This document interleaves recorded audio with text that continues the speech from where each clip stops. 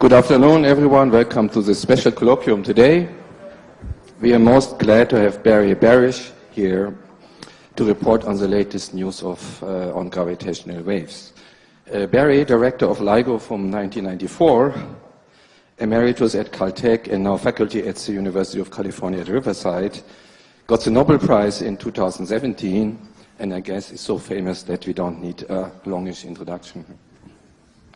Let me just point out that tomorrow at the same time, he will give an introduction to a documentary movie on Eduardo Amaldi, to which all of you are warmly invited to attend. So please go ahead.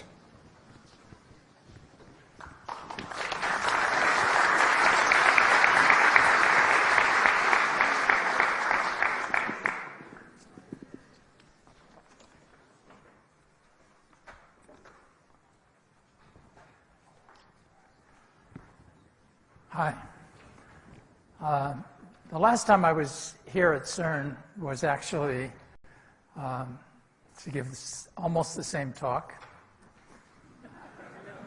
I don't know what I called it, but I think we tried to hide, which we couldn't do, the fact that we had seen gravitational waves. So it was given on February 11th, 2016, and it was probably called something like latest results from LIGO or something like that. I think you named it. But the spirit of it, or what it really was this same title I have here today with one word change. And that is, what we were doing then was searching for gravitational waves. And what I'm going to try to talk about today more than that is basically what we can do with gravitational waves. So it's a one word change in what the real title was, which was hidden from you at that point. So I'm going to start by reflecting a little bit on modern astronomy. In astronomy in the 20th century, at least you can argue that the biggest development was doing what's called multi-wave astronomy, and that is looking at the same objects, whatever they are, the same dynamics. Sorry. I'll learn how to do this in a minute. Looking at the same object, I've just picked the Crab Nebula here, in different wavelengths with different instruments, and trying to understand then the dynamics of whatever happens in astronomy, which is basically an observational science, by having the extra tool of seeing the results in different wavelengths. And I think one can argue that maybe the biggest advances in astronomy at the last half of the last century were doing multi-wavelength astronomy. After that, as we've entered this century, we've seen another development in astronomy, and everybody saw that this past year, and that is what I might call combined instruments, or doing the combination of instruments that weren't even made to be used together. And people last year, if you were in the US, picked up the New York Times, and for a change, we call it above the fold, where you read the most important news in the New York Times. Trump was actually below the fold, and there was a picture of a black hole above the fold, which is a rare case of something bumping Trump off the main news. And that was the combination of 6 or 7 radio telescopes that were not made to be used together, but using clever analysis techniques, bringing the data together in a way that they worked as one instrument the size of the Earth. And that gave a resolution good enough to actually image a black hole. And this is the image that was on the front of the New York Times, and the image a little before and after, which is shown on the right-hand side. I could talk a long time about this because it was a very big accomplishment to be able to take these dissimilar instruments, bring the data together in a way that you could make one interferometer effectively the size of the Earth. But my point is really that using information from these different devices around the world created what we've seen as an advance, I think, past what I showed at the beginning, which is multi-wavelength astronomy. The next frontier, which a lot of us think we're just beginning to be able to do, and that's what my one change of words is about, is multi-messenger astronomy. And that is all the good things that are being done using the electromagnetic spectrum, which I've just referred to, but at the same time looking at the same phenomena or object or whatever it is, and studying it not just in the electromagnetic spectrum, but with a different probe, gravitational waves, and hopefully also with neutrinos, which point back to an object, and so we can see effects that come from, say, particle physics and nuclear physics and neutrinos, effects that have to do with gravity, that come with the gravitational waves, and effects that come from the electromagnetic spectrum, to be able to combine all this information in one way to look and understand astronomy. So the theme, what I'm trying to get toward, is that that's one of our big goals in gravitational waves now, is to be able to do that, and I'll show you how we're approaching it, and at least the beginning of some results. Let me go back, though, from the beginning first and talk a little bit about gravitational waves, and then I'll get to this subject. So gravitational waves are a result of Einstein bringing us a new theory of gravity after Newton's theory of gravity, which is maybe the most successful theory of physics we've ever had, which is this simple formula here. The formula on the right is, of course, the more complicated one that has to do with general relativity. And Newton's theory was incredibly successful. He called it universal gravity. He wrote it up in the 1680s in the Principia. And except for a minor case, which I'll show you, it basically solved all the problems involving gravity that we had for more than 200 years. Einstein gave us a different theory of gravity that's based on bringing space and time together into one four-dimensional space-time. And there are some results and reasons why he did that, and that's what I want to point out. First, the only place where Newton's theory of gravity had a discrepancy with real data by the time Einstein came along was the orbit of Mercury, our planet closest to the sun, that has this very elliptical orbit that's shown here. And by the positions of all the planets and objects as it comes around each time, it goes back to a slightly different place. You can calculate it from Newton's equations, and the result was off by about 10%. This was a dilemma through the 1800s. There were theories that maybe there was a missing object between Mercury and the sun, and that would account for this discrepancy. There were searches, some false discoveries, but by the time Einstein came along, this still was a minor or major, whatever, discrepancy, but the only one with Newton's theory of gravity. But there were other reasons why Einstein brought us a new theory, and that's what I want to reflect on a little bit. And that is, we all learned from our teachers in elementary school that if we jump up, the Earth pulls us down. And we bought that and walked away, but somehow it was never explained to us why or how the Earth pulls us down. We have a formula, but no explanation for what the phenomenon is to pull us down.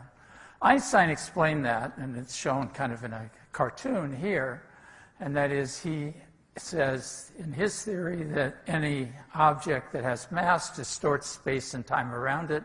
I can't show space and time, so I've just shown a two-dimensional rendition here. But one can see in this picture here that if I have distorted space and time and I put an object here, it'll roll toward the Earth. And that's the apple falling toward the Earth. So he gave us at least a reason to explain gravity in a way that explains something that Newton didn't, and that is how the apple falls. The second problem, maybe more important when we get to astronomy and astrophysics, is that Newton's theory basically has the issue that when the apple falls, you know it immediately. That, in fancier words, is instantaneous action at a distance. That's kind of unrealistic. And the picture I draw here, if the sun were to disappear right now, we wouldn't know it for 8 minutes. So the gravitational signal also, we assume, takes finite time to get here. In a natural way, in Einstein's theory, there's only one speed. We called it the speed of light. And that one speed is the same for gravity as it is for electromagnetic radiation, or the speed of what we call the speed of light. So a result of all this, so that's basically the problems that Einstein solved. The next feature is that he made a new prediction beyond what Newton predicted. And that is that light, not just objects, because you have a distortion of space, would not move in straight lines as they went through space if it's distorted by the presence of objects. And in particular, if you take a picture of the sun like I've drawn here and have light going toward it, it will bend when it gets near the sun. And he calculated exactly how much it would bend and proposed that a measurement be made when a cluster of stars was to move behind the sun in 1919. And that was done by Eddington. And basically, I think for the wider community, it was that measurement that both made Einstein famous and people take general relativity seriously. That's the bending of light. This is actually the experiment that made Einstein a household name. It was reported in various strange ways in newspapers, as you can see here. Most of us in physics always celebrate 1905, when Einstein solved several of the most important problems for us in a short amount of time. But as a world figure, it was really the bending of light that made him famous. Okay, and this bending of light, like a lot of things that happen in science, and especially in physics, what you see as a phenomenon then becomes a tool. And so in modern astronomy, another tool that now exists is to use gravitational lensing, or the bending of light going around an object, as a way to understand objects that you can't see, or the features of objects that are there. And these are just a couple of pictures of the images that you get from light going around a star. Last thing I'll say in a more general way, and then I'll get into LIGO, is that general relativity, as abstract as it is, affects us all in our everyday life. And the most obvious place is in GPS. General relativity is essential for us to be guided as we are every day by GPS in our cars or on our cell phones. Why? Because in special relativity, we know that when an object is going very fast, we have a correction that we have to make. And of course, what we learn in school is that moving clocks tick more slowly. That correction is because satellites are going about 14,000 kilometers an hour in the 24 satellites in the original GPS system, and that correction is about 7 microseconds a day. The US Air Force, who built this first thing, were quite agreeable to putting that correction in. But there also is a second correction that had to be made, and is made in the GPS system, and that is for general relativity. That correction is because the satellites are high enough so that the amount of gravitational pull is about 1/4 of what it is on the Earth's surface. And so the clocks from general relativity actually go faster. And that correction is bigger than the special relativity correction. It's 45 microseconds per day. And that correction is also made in the satellites themselves. If it wasn't made, so the total correction is 38. If it wasn't made, if you do a quick calculation, you'd see that if a road is about 10 meters wide, you would only stay on it for a minute or two before you'd lose the focus. So general relativity is in everyday life. This is a region of general relativity, however, where the force of general relativity is quite weak. It's what we call the weak field limit in general relativity. What we're most interested in studies like LIGO, or test of general relativity, which I'll show in a little while, is understanding general relativity and whether this is the right theory or variance that exist in the strong field limit. So in the weak field limit, this works extremely well, and we get guided around the roads. Okay, let's get to gravitational waves. So gravitational waves then turn out, if you take that as a necessary consequence of special relativity, its finite speed of information travel, and so forth. And if I take then the fact that it has to come from, it turns out, not a dipole moment like electromagnetism, but a quadrupole moment, then two objects going around each other, like I've shown here, will give a quadrupole moment and emit gravitational radiation, like in this picture. I can calculate it, and I've written down here the only formula I'll use from general relativity. I've said what it is on the left for anyone who actually knows general relativity well enough, how I wrote it down. But this is more or less what Einstein did in his original paper in 1916. He didn't do the formulation I'm doing, but the same spirit. And that is, he noticed that if he wrote down the equations of general relativity in a particular way, this is a particular way, that the equations looked a lot like the equations of electricity and magnetism. And electricity and magnetism have waves. So his famous paper of 1916 doesn't develop gravitational waves from the principles of general relativity in a particular way. Instead, he made the leap, if you want, that the formulas look enough alike, so there must be gravitational waves in general relativity. It was not until the 1950s that people actually were able to derive gravitational waves directly out of the formulas for general relativity. But looking at this formula, this looks pretty familiar, except for the little h that's here. That little h mu nu is what's called the strain, and it's the amplitude or strength of the gravitational signal, the gravitational waves. But the equation is the wave equation. So if it's the wave equation, then what we expect is to see plane waves. And indeed, with gravitational waves, what we expect then is plane waves.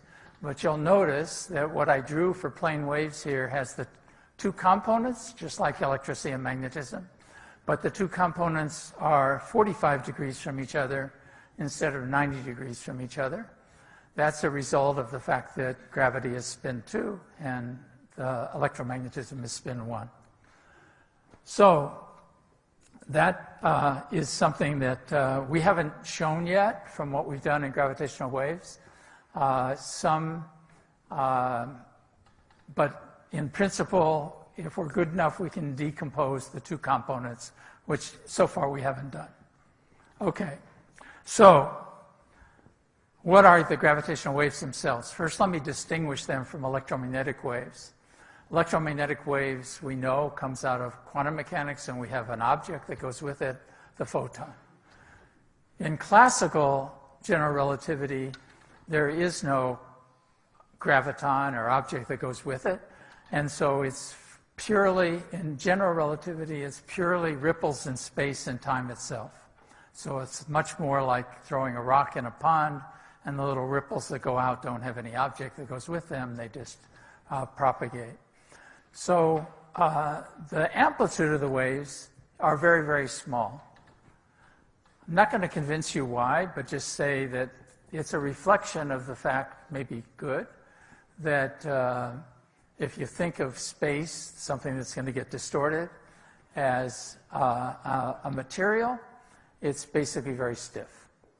So luckily for us, maybe the world we live in has space that's very hard to distort, and so the distortions are very small. It's not fundamental to the equations of gravity, but rather where we're emitting them. So the amplitude of the waves that I'm going to talk about today, using calculations, using general relativity for different objects, is of the order, that little h number that I had, of 10 to the minus 21. So that's where this number comes from, of how well we have to measure things. And that was always a target number for us, using calculations of what would happen if you had two neutron stars that would hit each other, would spiral into each other, for example. The effect of the gravitational waves is to change the distances. So if I have a circle and I have free masses on the circle and a gravitational wave comes through the circle, it's going to distort the size by 1 part in 10 to the 21, which means it'll change the length vertically compared to the length horizontally, as I've shown here.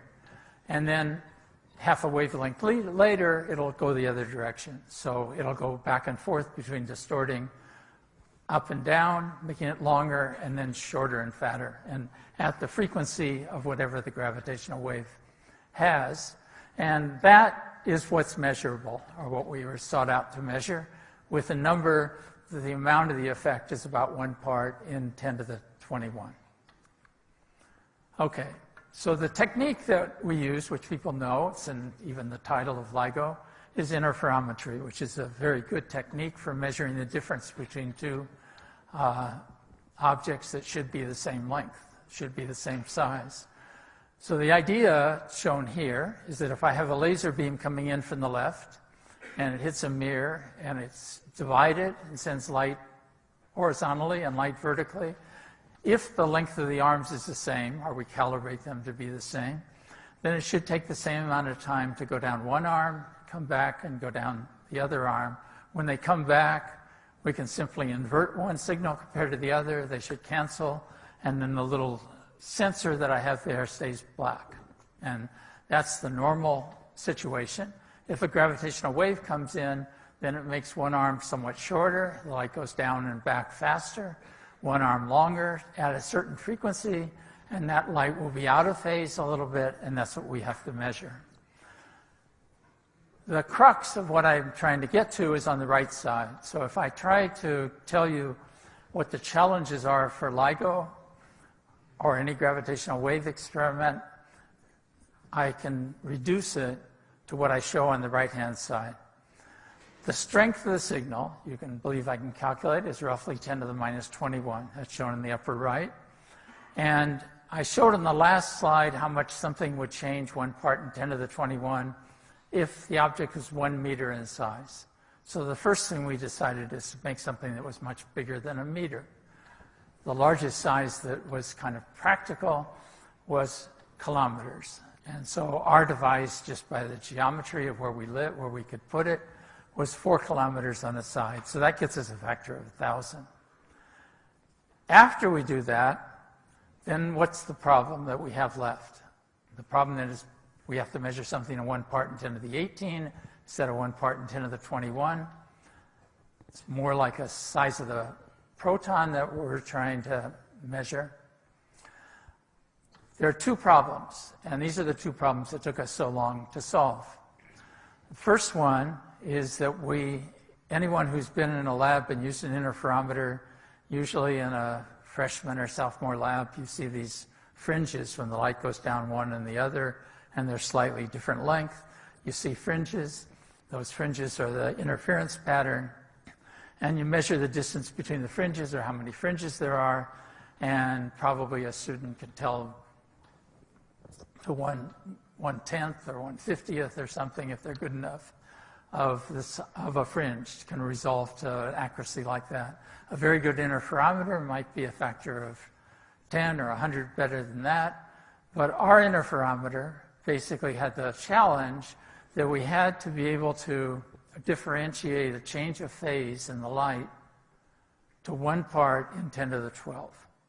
And so buried in all that, which I'm not going to talk about at all today, is an incredible amount of very sophisticated and tricky interferometry that was developed to do this. And we accomplished that by maybe 2005 or so. A lot of work was done before that. The second problem is that this interferometer can't be done like it was done in a freshman or sophomore lab. Because in a freshman or sophomore lab, the first thing you do if you're a good student is you put it on a good optical table, you clamp it down really well, you get it solid so it stays well, and then do your measurement and you see these fringes. The problem is that the Earth itself is moving much too much to do the kind of measurement that we want to do, so we can't possibly do it on an optical table in the normal way. So LIGO had the challenge that, in a sense, we happen to live on the Earth, we happen to deal with the problems on the Earth, but we have to isolate it from the Earth, basically float it somehow off of the Earth. And that was the second challenge, and that took us actually longest to solve, and it was the one we solved when I came last time and we saw gravitational waves. So let me say in words how we did that. The first thing we did, if you want to isolate yourselves from the Earth, is that we, again, a little bit like the GPS, we experience every day a pretty good way to do it, and that is we drive in our cars, and there are shock absorbers in the cars, and if you go over a bump, the bump in the, 50 years ago or 100 years ago, you went over a bump and you really went up and down. Now you barely notice it. What's happening is that there's shock absorbers. Those shock absorbers they can't get rid of the energy, of course, from the bump, but they take the sharp bump, which is high frequency, and they basically transfer the energy to low frequency. So at low frequency, it's not in the frequency band that we want to look at the Earth's surface, and if we can do that, we're fine. So our attempt in LIGO was to build the world's fanciest shock absorber system, if you want. It was 4 isolated layers of very special shock absorbers, and that's what we used in LIGO, used for initial searches starting in the year 2000, and progressing, improving it somewhat, until we made the big leap of building, and this is just one thing that was changed, but it's the key one that I want to focus on today, improving the laser, improving the optics, all these things for what we call advanced LIGO. Which, by the way, when we proposed to the NSF, we called LIGO 2. We had built LIGO 1, and the NSF basically said they'll approve the experiment, but we have to change the name, because that implies a LIGO 3, 4, 5, and so it became, so that's where advanced LIGO came out.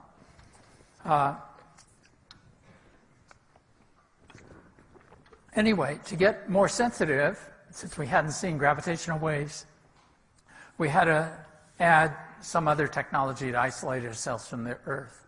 We anticipated this, and we had worked for 10 years on developing a technology to do that. And that's, again, a simple stealing the technology of something that everybody is used to, and that is when you take an airplane and the engine noise bothers you, you buy these Bose or some earphones, you put them on your ears, and magically the sound goes away, but the stewardess asks you for coffee, tea, or milk, and you hear her perfectly well. So the idea of these earphones is that they detect the ambient sound from the engines and cancel it, and it's consistent. But something that's just a spike, like the stewardess talking to you, goes right through, so that's fine. So that's a good idea. Of course, we have nothing to do with sound, but the idea is the same. So what we did is something that was a tremendous amount of effort, work, and design, and that is to bury inside of this big array of seismic absorbers active seismometers that measure the direction and the amplitude of the sound everywhere residually, and we also put activators that pushed or pulled so that we could correct for any motion that got through the solid ones. So that's active, we call it active seismic isolation. And that was what we installed between the 2 runs, and then we turned on the new apparatus and almost immediately saw gravitational waves in September of 1915. So that gave us the factor of 10 to the 12th. And it's not even optimized yet, so we'll do better. Okay, that's enough background. Now I want to just where LIGO is, a picture of LIGO, the 2 LIGOs. We have 2 identical detectors, except for the environment they're in. One is in the state of Washington, which is high desert, and the other is in the state of Louisiana, and it's just swamps, basically, and pine trees, which get cut down to make paper. So these 2, though, when we have done all the same things to both of them, operate exactly the same. This is now a picture of what limits us. And what you see in this picture is, on the left side, the scale of that little h. And you can identify on here 10 to the minus 21 is here. And these are all the different things, some of the different things that bother us or stop us and limit us. And the upper envelope of these, which basically is here, is where we are limited by some sort of things that have nothing to do with gravitational waves. And the shaded area here is then where we're sensitive. You'll notice 10 to the minus 21 is here, so we would be sensitive somewhere here in this cartoon-like picture. The first problem is that as an experimentalist, you always hope to do an experiment where you're limited by something you can concentrate on and fix. We're unfortunately limited by three different things. We're limited at the low frequencies. This is frequency this way. Low frequencies by the shaking of the Earth. It drops incredibly fast. So the shaking of the Earth that I talked about actually drops like frequency to the 4th power. So it's very fast. At high frequencies, if you're an interferometer person, like I'm supposed to be now, you call it what you're limited by shot noise. And that's kind of, you have to sample faster and faster, and you have less and less signal. Ears are the same way. And so they cut off at high frequency. That's called shot noise. For those of us that came from particle physics, I'd call it photostatistics. So the photostatistics gets less and less as you move up the arm here.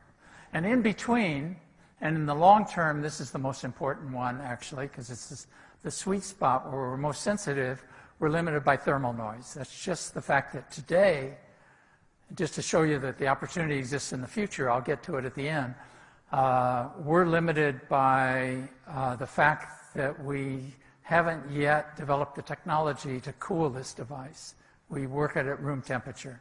So there's room to make it much better if we can make it cold. Making it cold is not just simply making it cold. We have to make it cold. We have to keep it from shaking anything. We have to have a different kind of materials for the mirrors, for the coatings on the mirrors, and so forth. So this is a long-term R&D project that we're working on, but I'm confident that it'll give us a big factor in sensitivity in the future. So when I talk about the fact that we can barely do this multi-messenger astronomy, we can at least look forward to how we'll keep making it better. All these are the other things that limit us, whether it's the vacuum. If we were at 10 to the minus 6 torr, it would be here, so we have a better vacuum system, or down here, or different other things. So that's what limits it. The actual measurement itself looks a lot like this. This is a time picture, which shows from the time we turned on LIGO in the first days.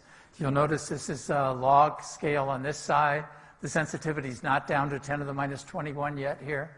This was the initial LIGO, and we'd run and be here, and then turn it off, put in any innovations we want, lick our wounds, fix things, so forth and so on. And each time we turned on again, we'd be better and better and better. Eventually we got down here, which is the best we could do with the initial version of LIGO. And that's when we turned off and made the version that basically has detected gravitational waves between 2010 and 2015. Okay. So now we'll jump to 2015. What I'm showing now is the sensitivity in LIGO at the time I came last time and showed you the first detection of gravitational waves. So if you look at this picture here on the left, there's several things I should point out. Now you'll see that the scale here is 10 to the minus 21, 10 to the minus 22. So the scale now is down where we actually detect gravitational waves. There's a line that's shown here, and that's the calculated best performance, and two colors for these. Those two colors are just different optical configurations, one that tried to optimize the high frequencies and one the low frequencies, as well as we could do it. And the graphs, the lines that go up here, are always in the data when you do this kind of data. First, we have no triggers, like a particle physics experiment. We just do a time frequency series and measure it all. There's lines like this which come about from any experiment, from first the electrical lines, in our case 60 hertz and multiples, and any sort of resonances mechanically in the system. These are, most of them, almost all of them, are identified where they came from and don't move around in frequency.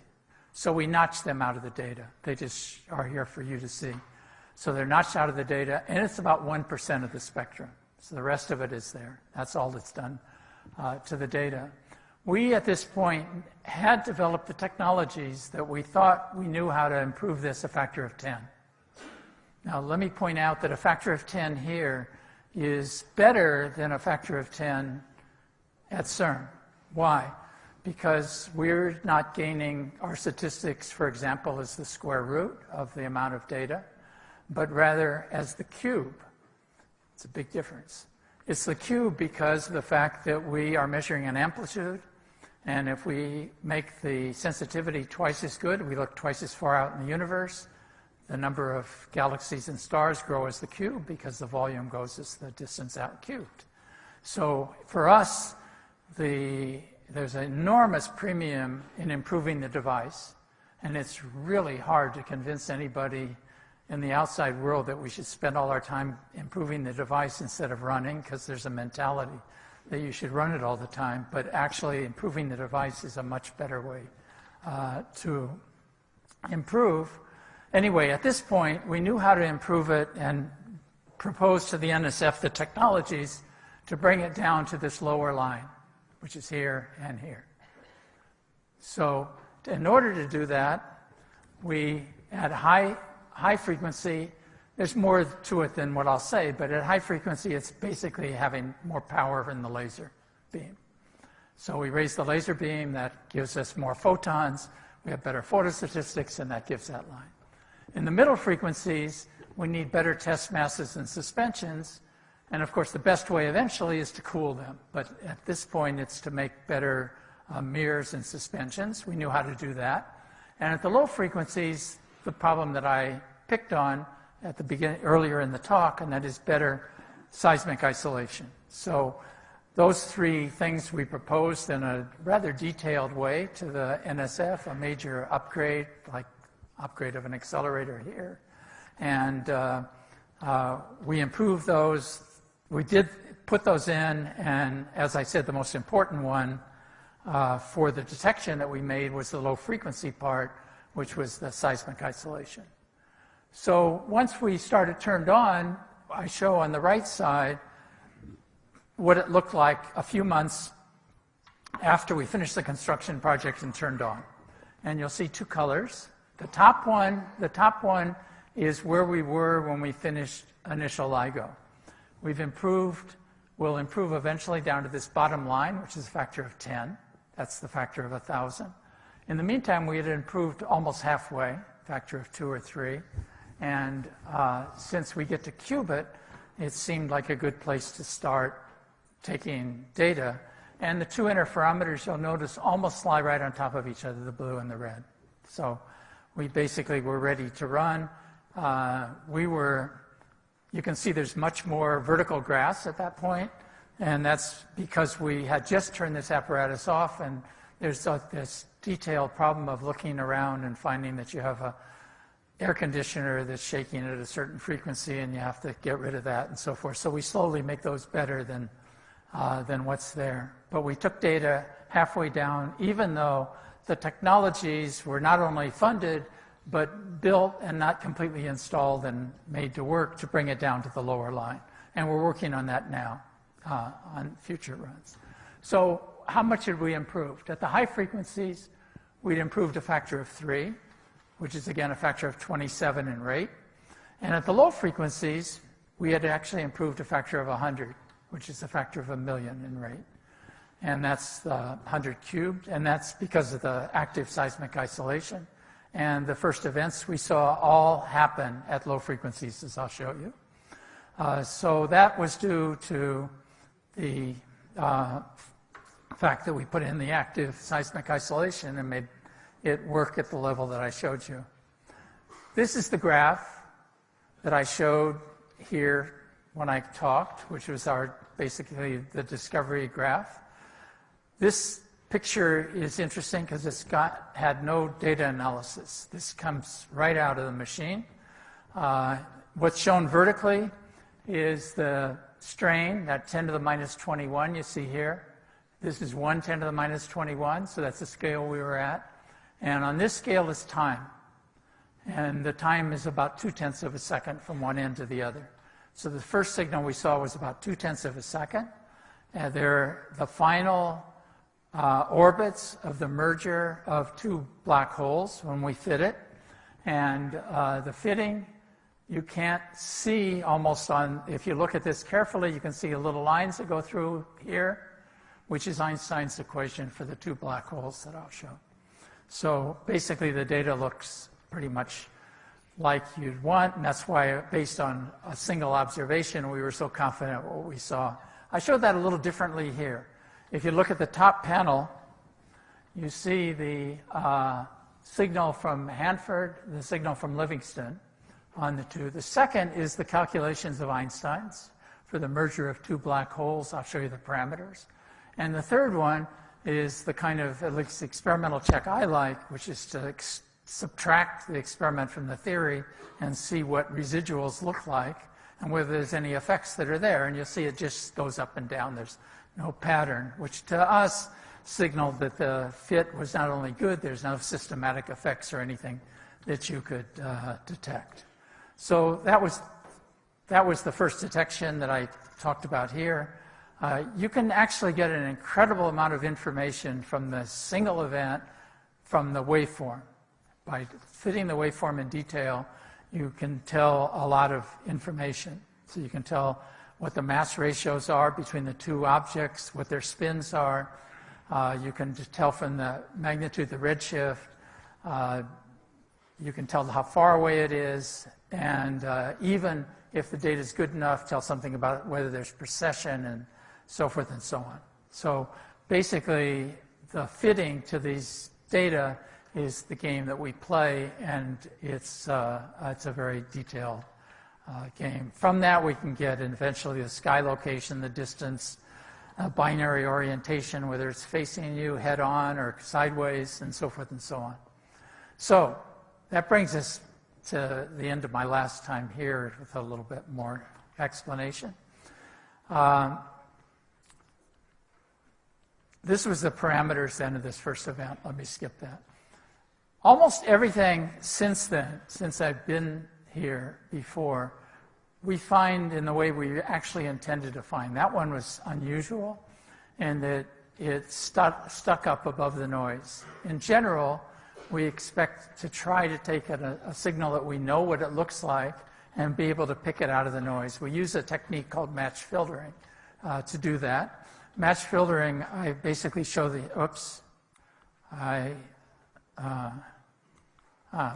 maybe my movie won't work. Oh, there it goes. So if you have a form that you know you're looking for inside of noise, and you multiply the signal times the noise, then you see on the bottom that eventually you get a spike. That's exactly what we see. And for the second event that we ever saw, which was in December of the same year, and gave us full confidence that we had really observed gravitational waves, the signal looked quite different. It didn't stand up over the noise. It had many oscillations, as you see here, and stood out by doing this match filtering is how we identified it. Then when you analyze it, it turns out because it has so many cycles like this, we actually could determine the parameters much better than we could in the first event. So even though it stood out, and so you naively think it's much better, the fact that it was so massive that it didn't stay in the apparatus very long made it harder to measure the details in any detail. We've done what we can do to try to, at this level that we're at now, to try to check how good general relativity is. And I'll just pick one. The problem with doing that is that there are variations of Einstein's theory of general relativity. People have ideas, but they're not developed mostly at the level that we can then take that independently and see how well it fits the data, like we're used to say in particle physics, compared to the theories of Einstein. So the variants are hard to do. Instead, we do that, but we mostly have to look for violations in Einstein's equations. So for example, what we've done here is take this long train of events and then add a term to the Einstein's equations. It's a dispersion term. I can take the limit of that dispersion term, and it's the place where you would have a graviton, for example. If I do that, I can set a limit on the graviton because it all fits very well, and it's the best limit that exists, which is 7 10 to the minus 23 eV over c squared. So we've tested general relativity. We're looking at the polarizations and other things, but it isn't what I want to talk about the rest of the talk. So I'm going to set that aside and try to go back to where I was at the beginning. We're presently in our third data run. I'll talk a little bit about it, but it's a little bit like being in the middle of a run here. What I can tell you about it is a little bit limited because we're not finished. We've taken 2 data runs. The first one, where we saw the first event when I was here, and then the second event. And then we had a second data run where we got closer to design. And this is what we reported. We've actually reported 10 examples of binary black hole mergers. The top 2 lines, the top 2 along here, here, and up to here. You'll notice they're different from each other. Some go deeper, some not. Some are further away, some are closer. These are starting to give us information on what the distribution is and masses and the distribution of spin components, the locations, and so forth and so on. In the long-range goal of trying to understand better what the origin is of these black hole mergers. I'll talk about that in a minute. The lower right-hand side is quite different. It's shown here the last 40 seconds. We actually detected this for more than 2 minutes in the device. You can't see the oscillations because I've changed the scale, but they're along here, and they're measured a long ways. This is a quite different case, and this was our first event, which we saw in that data run of a neutron-star merger, and I'm going to talk about that just a little bit. So, first, in terms of the black holes, we've seen a whole bunch of them, which I've shown here on a plot versus the mass of the black holes. And what was expected for black holes from astronomers was different than what we saw. And that is, the expectation is that black holes have to, that these come from the collapse of a star when it lives its lifetime, and they're called stellar black holes. Their masses should be at least 3 times the mass of our sun in order to be a black hole and even capture all the light that comes out.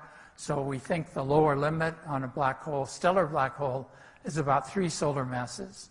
And the upper limit isn't fixed exactly, but in the standard picture, the astronomers thought you wouldn't find them more than maybe 10 solar masses, and the reason is you can't find big enough stars to do that because they're unstable if they're too big.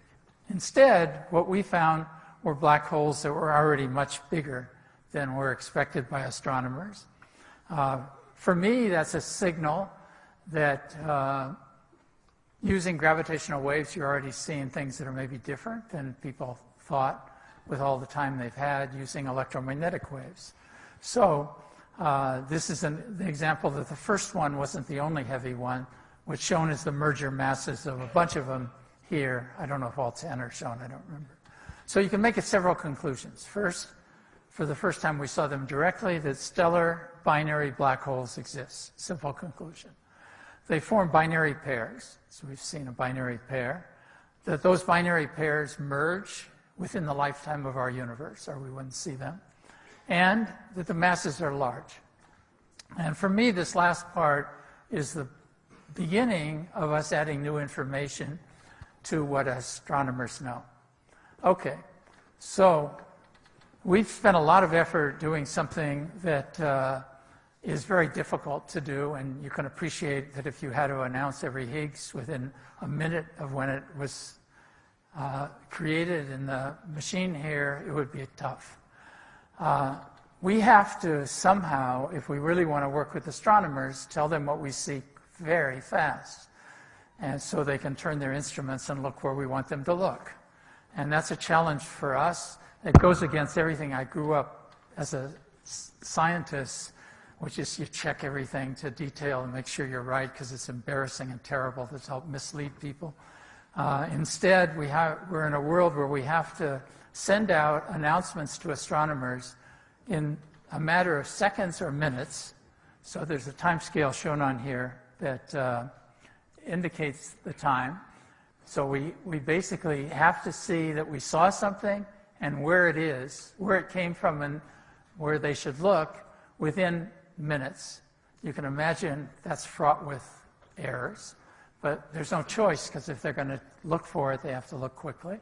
And then we basically do event validation and do the studies, and finally we send a confirmation, and then we do all our fits to Einstein's equations and all that kind of stuff, but not in as much detail as we do eventually when we write a paper, but enough to actually see whether the story holds together.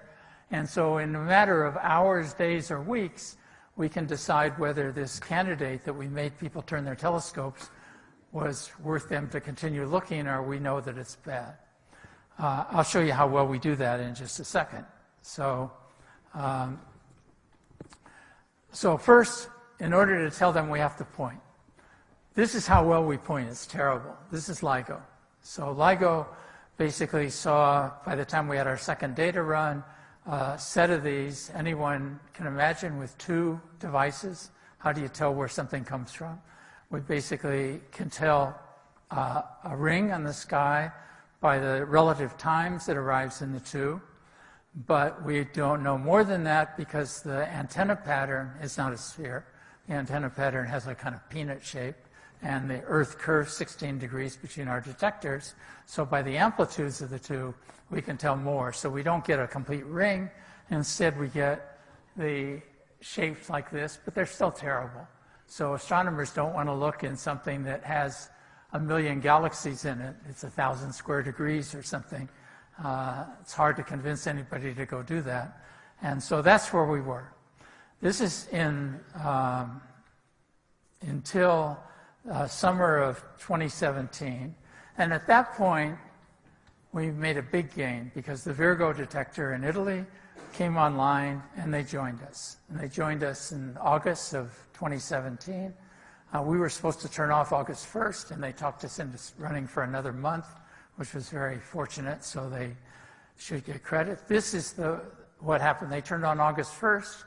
We saw an event on August 14th, and you can see the fantastic difference. We now see an event that we can locate to something like 60 square degrees. This was a black hole merger, but it was the first one. Somehow, we were incredibly lucky, which we've been in this whole thing. Well, let me first insert, of all those 10 reported binary black hole events, there's no published report of someone who has made a credible case that they saw any associated electromagnetic radiation. So far, no one's seen anything electromagnetic coming from the black holes with existing instruments that we have.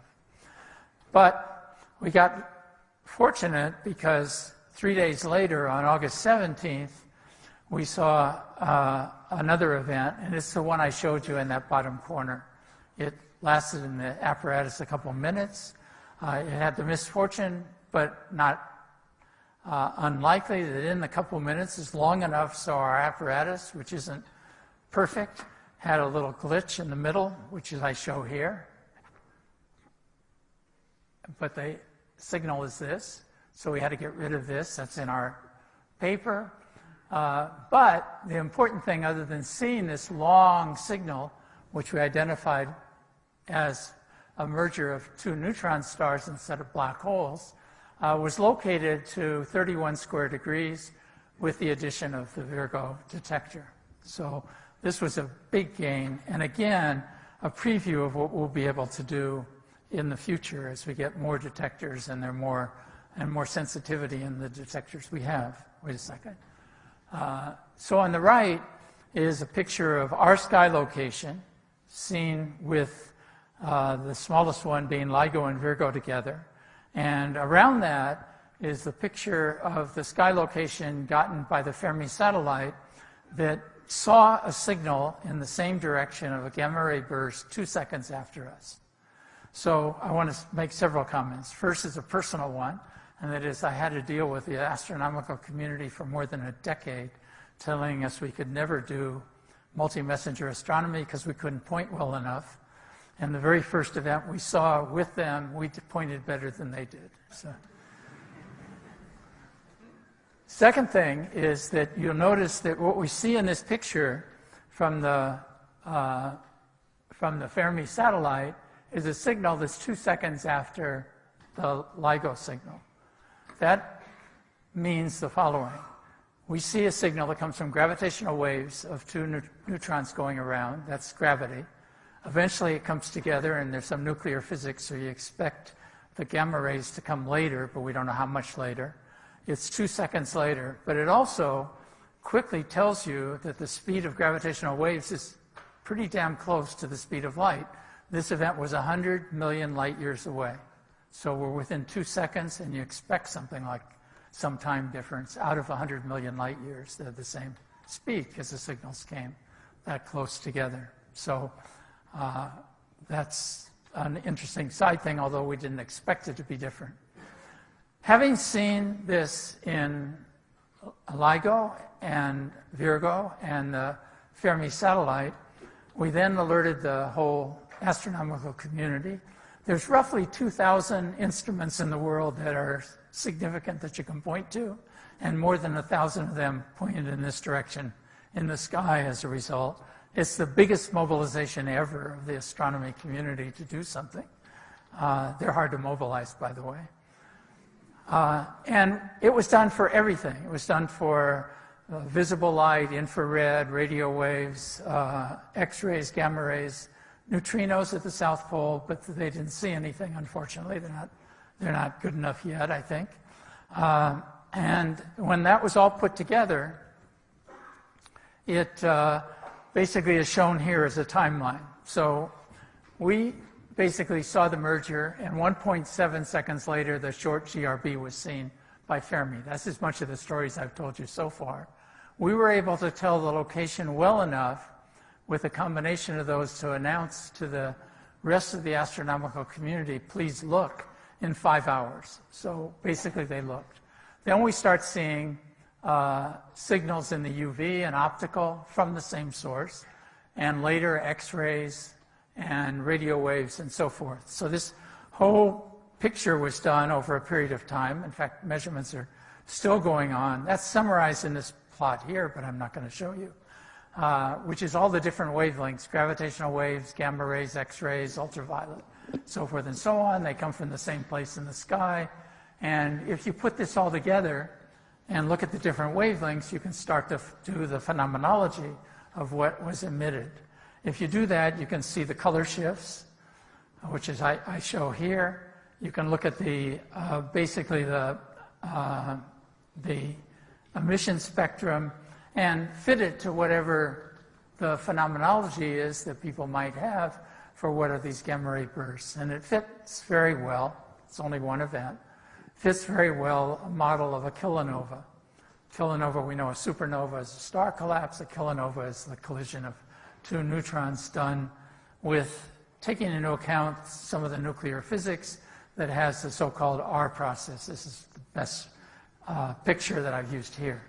So a lot of work is still going on this kilonova emission. A kind of top-level result of this is that we probably or possibly, I don't know which is the right word, have solved the puzzle that's been around for all my life as a physicist, which is where did the heavy elements come from in the Earth? Somehow when the Earth was formed, we have heavy elements, and yet the universe is mostly made out of hydrogen and helium. If we go past hydrogen and helium, we get heavy elements from the stellar collapse of stars, which is the fusion process. But we all know that fusion burns up the light elements first, works its way up to about iron, and then it dies. So where did the heavier ones? We know how we get them in the lab, and people have made them artificially, and that's how we fill out the table, but how did they get into the Earth itself? Turns out that the model of this kilonova model is very efficient at making heavy elements. And in fact, in the picture I've drawn here, this comes from a paper where they've done this, so I warn you based on one event, but by the color scheme, you'll see your favorite heavy element, platinum and gold that you like to wear, are basically the color, if you look on the top, of coming from merging neutron stars. So maybe the origin of the gold and platinum that we love so much came from not our event, but events in the past of neutron star mergers. So maybe we solved a little puzzle on the way. Okay. If you calculate for our merger how much gold was made, it's an astounding number. So 100 Earth masses of gold was made on that merger. Okay. Now I'm going to project a little bit, show you where we are, and kind of project the future just a little bit for you. What I show here is the detector performance for LIGO and for Virgo, so you can see it. And what's maybe focusing first on the picture up here, what's shown here is the equivalent for us. We need some way to measure how sensitive we are, and so we don't have a way to measure the equivalent of luminosity. So what we do is calculate from our sensitivity how far out we could see a neutron star merger in its optimal configuration where it's facing us. So basically, we put that's its left-hand side, and so we presently at the top here can see 140 megaparsecs away. The first one that I showed you, I said was 100 million light years, which is about 40 million parsecs. So we're presently, since that time, in the new data run, which I can't talk about very much, but I'm going to show you what I can show you. We're running, and we're in the middle of it. It's going along. We're at 140 megaparsecs. This is in Louisiana. This is time, weeks going this way. And you see like an accelerator, it goes up and down. The second one is the interferometer in Hanford, Washington. It's about 110 maximum. It's a little less than the other one because of a story that I don't want to go into of us actually making some fixes in Louisiana that we didn't have time to do in Hanford, Washington. So we know what causes the difference between the two, but we haven't been able to bring them together yet. So anyway, we're running at 110 here, and this is Virgo. So the first thing when you look at this, you say, well, Virgo's too weak because it's more than a factor of 2 lower than Hanford. I have to cube it to say what I can actually see, and so they're not going to see anything LIGO does. That's not true. It turns out that if we actually want to use the 3 detectors to point in the sky, we don't have to have all 3 detectors have 5 sigma. We just need to know what the signal was in the 3 relative to each other. So we use the fact that the Virgo is on to look at how big a signal they see, even if by itself isn't big enough, and that's what will enable us to point so much better. So these are the 3 as they operate today, and let me go on. So I can't show you too much about the results, but let me show you a couple things. So we started running last spring. This run will go until next April, and we took a break in October. So the first 5 months of observing is interesting to see. So first in the graph here, you'll see that the number of binary events that we've seen started going up, and now they're climbing. This is the improvement in sensitivity, and we're not down to anything that's limiting us but ourselves still. During the first 5 months of the run that's on now, and I can tell you this because we have to announce it to astronomers anyway, We've seen 33 candidate events, which we announced in public alerts to astronomers. The embarrassing part is by making these quick decisions, we have to withdraw some after we've told people to turn their telescopes and stuff. And so we've withdrawn 7 of the 33. And so we basically, if you subtract 7 from 33, we don't know that the remainder is all good because we haven't had the final analysis, but it's probably close. We have something like 25 or 26 left in 25 or 26 weeks. So if you want to know our rate at the present moment, it's about 1 gravitational event a week. We'll be pretty soon to 1 a day and 1 an hour and so forth, as we have a path to get there. We then send them another piece of information. So I'll show you what gets sent to astronomers. And that's summarized here. So in order for them to want to turn their telescopes, they want all the information we will give them. And of course, from our side, we don't want to be wrong. So we have a tussle back and forth. But this is the information on these 33 events. So you'll see most of them are black hole mergers. If you looked at the details, on the bottom it tells you the probability that they're black hole mergers. Do we know that they're black hole mergers? Not really. What we know is that if we do a mass reconstruction, they're heavier than 3 solar masses. So that's all that's really telling you, that they're more than 3 solar masses.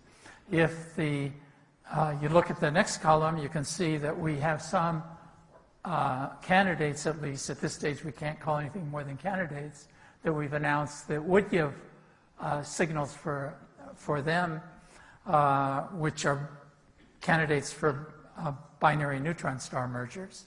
And we have a first candidate for actually a black hole and a neutron star merger. Turns out that that's a very interesting case for relativity, and especially numerical relativity, because it's a very asymmetrical merger. A neutron star is much lighter than the black hole. It's very difficult when the ratio becomes large to do the calculations for that. So we've never been confident how well we can do the numerical relativity to do those. The far right is probably background. So now let me project the future a little bit. That's all I can show you about that next spring, or invite me back next year. We're trying to make a network in the world that'll give good enough resolution no matter where something comes in, so we can point and do multi-messenger astronomy. To do that, the US is building a detector in collaboration with the Indians in India. The Japanese have a detector in Japan, which they're trying to start to turn on now. It's the first detector, by the way, that's starting to use cryogenics. Hopefully they'll be successful, but for us, cryogenics is still in an R&D phase. With all these, you can see the projection of how our pointing will evolve. This is now, and these are basically a picture with the detectors we have now of how well we can tell things. So you can tell by looking at this that we were incredibly lucky, not just that Virgo turned on, but that the location was such that we got good resolution on that neutron star merger. But we know how to, and we are improving such that by the mid-2020s, we'll be in the lower right-hand corner. So at that point, we can point to the sky in almost any event that comes in anywhere in the sky and locate it well enough for astronomers. And that's good news. I want to point out that everything I've talked about so far is, because we detected them first, binary in-spirals. But our program is much broader than that. We just haven't detected the other gravitational wave sources yet. We look for direct sources that might come from a supernova, or direct sources, of course, that overlaps, like gamma ray burst, but a burst type signal. We have a rather extensive program but we haven't seen the candidates yet, to look at pulsars in our own galaxy. So radio telescopes study pulsars. They give a nice beat. We look for those pulsars. The trouble with the pulsars that radio telescopes see is that they're old. They're very symmetrical by now, and they give a very good signal for radio telescopes. but we need some sort of quadrupole moment or some sort of non-spherical motion. And so the best candidates are the pulsars that are very young. So pulsars that are very young are the best ones, but they, of course, haven't been seen in radio telescopes, so we have to search the sky for those. That turns out to be an enormous computing problem, but it's one that we work at. Lastly, and I'll reflect on that kind of as I close, is cosmology, or cosmological signals, which for me is the ultimate goal of this whole subject. First, we're going to have some companion devices. So in space, the space experiment that's being put together is called LISA, the Laser Interferometer Space Array. It's 3 interferometers in a triangle separated by 2.5 kilometers. And they had a million, 2.5, thank you, million kilometers. They had a test mission, which some people probably didn't notice because it came out about the time we announced gravitational waves, but it was almost as important, I think. And that is they had a test mission to test the technologies that they need for such a mission. And there was a goal to be within roughly a factor of 10 of what will be ultimately needed. But they managed to have performance that was essentially the level that LISA needs. Unfortunately, space experiments take a while, and the schedule for this is 2034, so be patient. My colleagues that work on this think they're going to move it faster because they know how to do it, but I've never known anything done in space that moved in that direction. They always go later. There's actually another experiment being done, and at some point I thought they might beat us to detecting gravitational waves, and that is to look at lower frequency. I'll show you where the frequencies are of these in a minute. At lower frequency, by looking at the fact that we have a galaxy full of pulsars, they're all very good timing, and if a gravitational wave of low frequency comes in some organized way, it'll change the the stability of the timing in these, and they look to do that. Their propaganda was a little better than their performance, so they haven't done it yet, despite my fears. But the point is that for gravitational waves, just like for astronomy, where I started this talk, we're going to soon see the ability to cover a wide range of frequencies. There's work being done. John Ellis, who's not in the audience today, but he's involved in, for example, the attempt to close the frequency band between LIGO and LISA. It's about 2 orders of magnitude in frequency. So eventually, I think, and not too distant, we'll have a large frequency array of frequencies where gravitational waves can be detected. And different sources exist in the different ones, and the same source at different times in their development or different orientations or different data, just like for astronomy will be done. So this is not a pipe dream. This is all going to happen in the next roughly decade or two.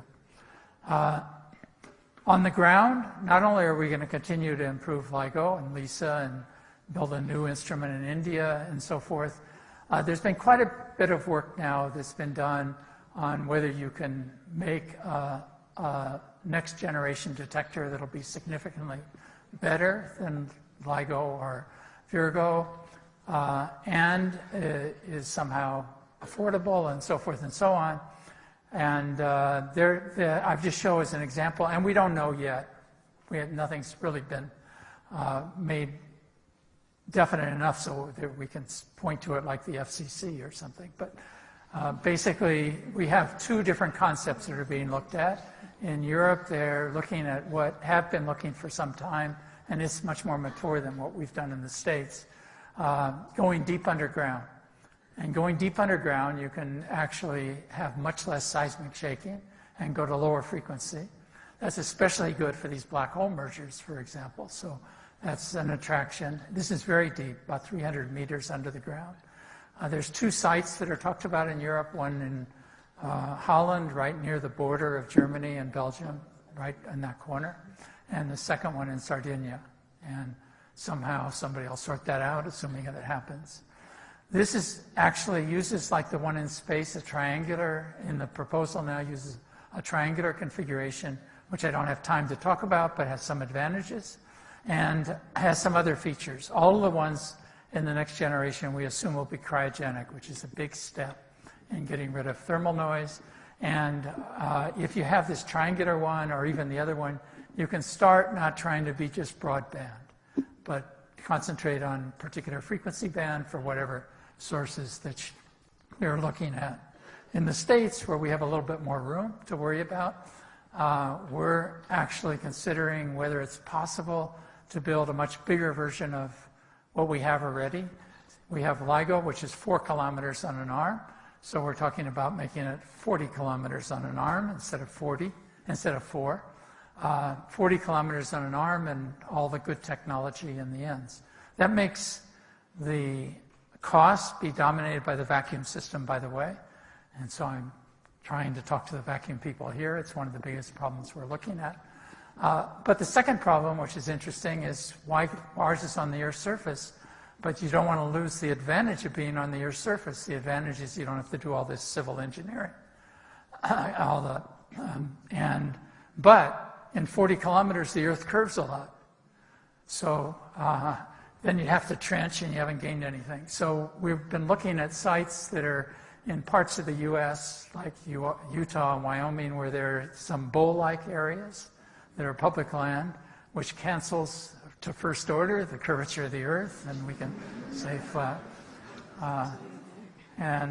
Anyway, so experimentally we're looking at all that. At the same time, we're looking at the science that you could get to in the next generation detectors. And I think the big change is one, and that's the one I'll point out, other than getting much more sensitivity and so forth. Almost everything that I talked about today is essentially at low redshift, or low Z.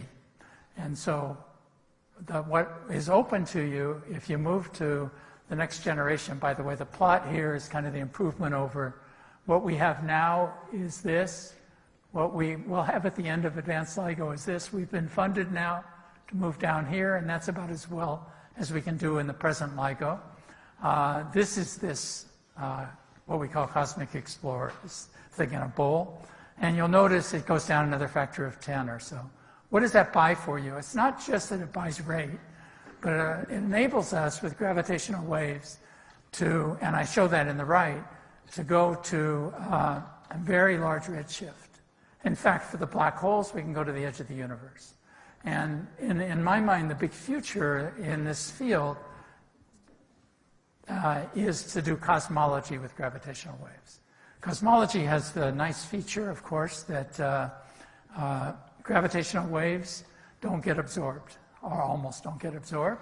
So everything we know almost about the early universe comes from studying photons, and it goes back, maybe I put 100,000 years here, but a few 100,000 years after the Big Bang, we get this picture, and everything that we say about what happened before that is extrapolations. To go to earlier times, there's really two choices. One is neutrinos, and it could go to a few seconds after the Big Bang, but unfortunately those neutrinos have thermalized, and so they're incredibly difficult to detect. I think the best chance is gravitational waves. Gravitational waves come from the very, very early times, and we should be able to detect them. So either directly detecting signals from the early universe through gravitational waves, studying phenomenon at very large redshift. I think doing cosmology with gravitational waves, in addition to this multi-messenger astronomy that I concentrated on, is the real opportunity for the long term. And with that, I'll end. Thank you.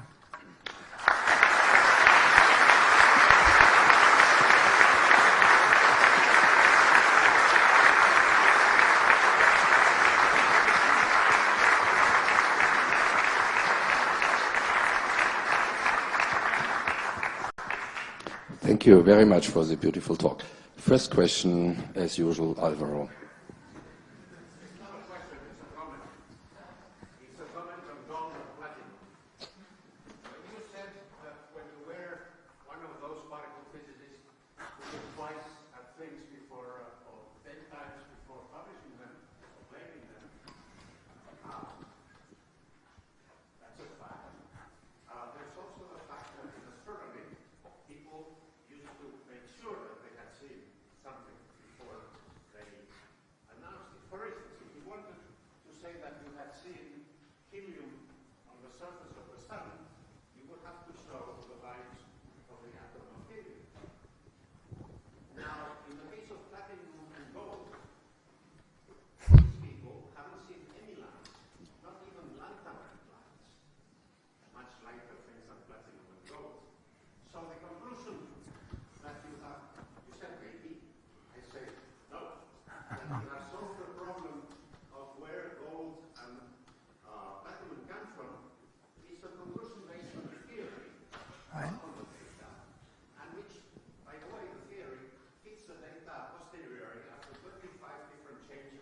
and adjustments.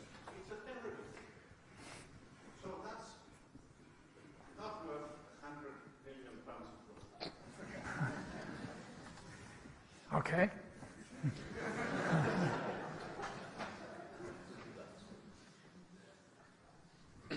I also have a question.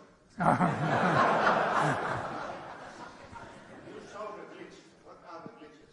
I wish I knew. First we have 21 identified types of glitches. Don't forget, we have an instrument that isn't triggered.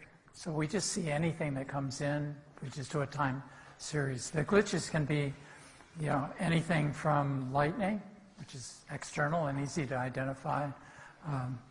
It can be something that happens when the gas turns on in one of the arms, or something that just ends up in the data. We've always treated it so far as a necessary evil that we have to understand well enough to analyze the data.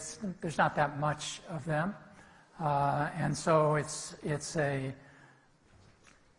task that young graduate students are forced to do, which is to look at our data first and identify anything that's funny in the data that we call glitches. They've identified 21 different types. And so the data, by the time it goes to data analysts, has these glitches analyzed. Some of them are technical, some are unknown. But it's a problem that I worry about a lot personally, and worry that as we improve the sensitivity of these devices, there's nothing that's making the glitches less, so they're going to be a bigger problem. So it's a problem we have to work on, and I can tell you what a few of them are, but basically they're just what you find in open data that's not triggered, and it basically just takes in anything that happens to happen. Could you please go back to slide number 46? This is the list with the events. Go back to slide 46? Yeah. Yeah. Okay. List with observed events.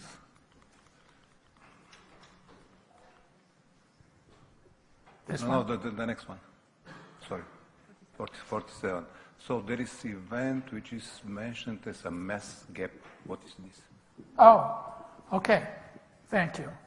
So all we do for this quick analysis is try to see that we see something that's consistent with a binary in spiral, and then we calculate the masses. Okay? If the mass is less than 3 solar masses, we don't call it a black hole, although maybe it is. If it's more than, I don't remember what number we use, 1.5 to 2 solar masses, it's unlikely to be a neutron star. So there's a gap between neutron stars and black holes that we don't know what to identify. We just are calculating the mass here, so we have, not accurately because it's online, but they're ending up in that region between neutron star masses, which is typically 1.5 solar masses, and the lowest mass that we nominally think a black hole should have. So we just call that mass gap.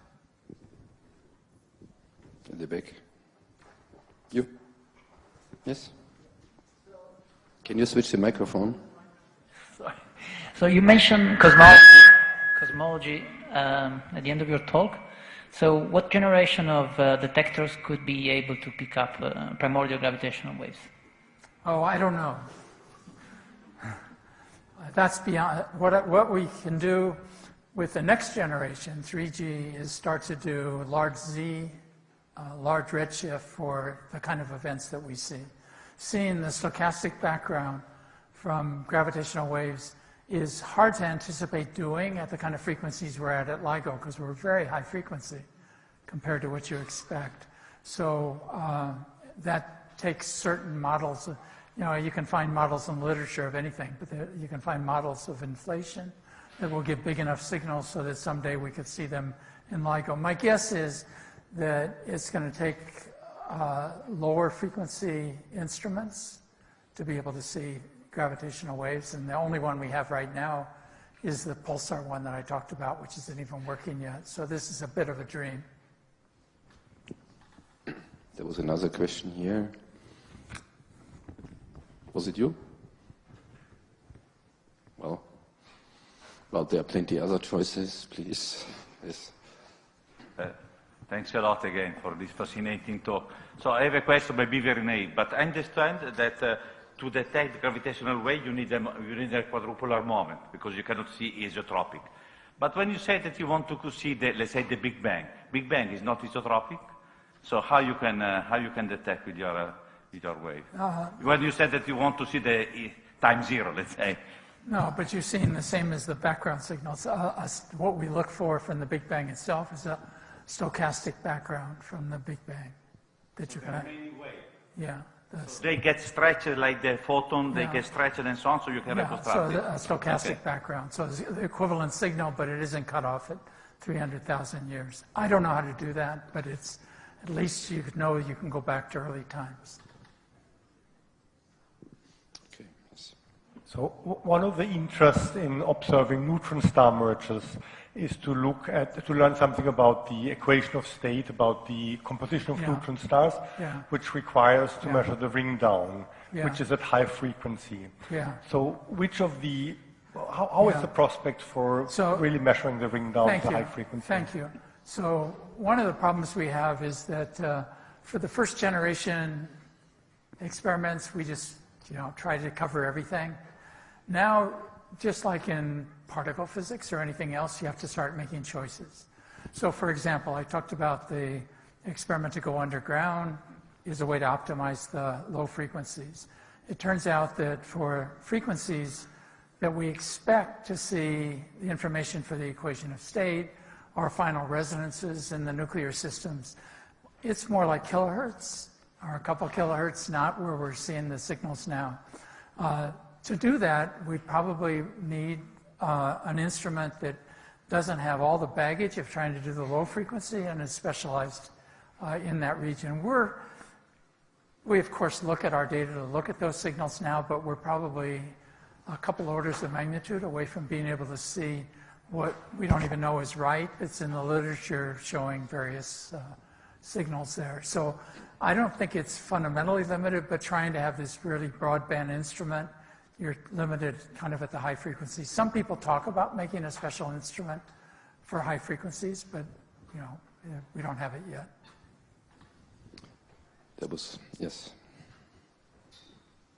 Hi. So you mentioned these sort of plans for LISA.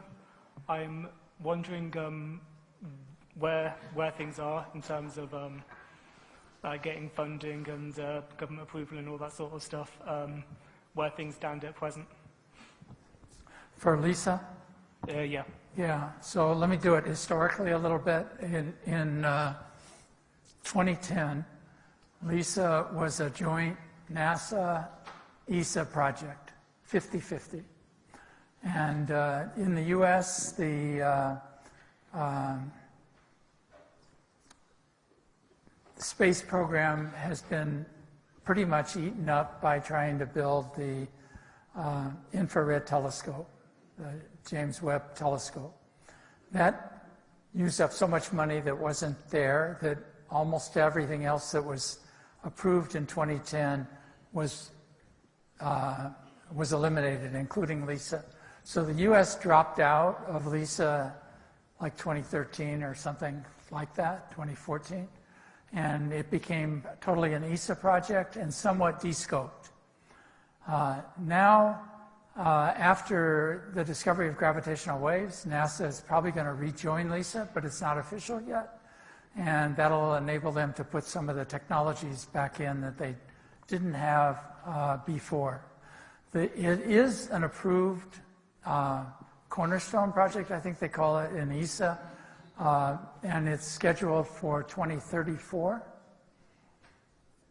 The technology is done. The experimenters think they could technically do it earlier, but that's the schedule, 2034.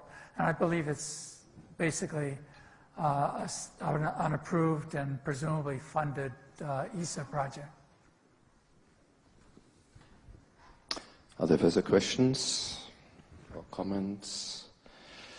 Well, before we thank Barry again, let me remind you that tomorrow there's this other event, namely the documentary about the Edoardo Amaldi. And on the day after tomorrow, on Thursday, there will be another colloquium by a Nobel Prize winner, namely Gérard Mourou. So let's thank Barry again.